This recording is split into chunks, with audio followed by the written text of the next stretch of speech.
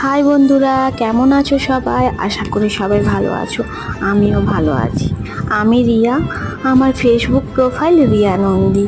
আরও একটা ছোট্ট কথা তোমাদের সাথে শেয়ার করলাম। এই ব্যস্ত জীবনে যার মনে মায়া বেশি, তার জীবনে কষ্টটাও দেখবে বেশি। দিন দিন যতই সময় পার হচ্ছে, আনন্দের দিনগুলো তো হারিয়ে যাচ্ছে। হারানো সময়টাকে শুধু মিস করা যায়, কিন্তু সেই সময় আর কি কখনো খুঁজে পাওয়া যায়? মন থেকে চাওয়া জিনিসগুলো একদিন কিন্তু মন খারাপের কারণ হয়ে যায়।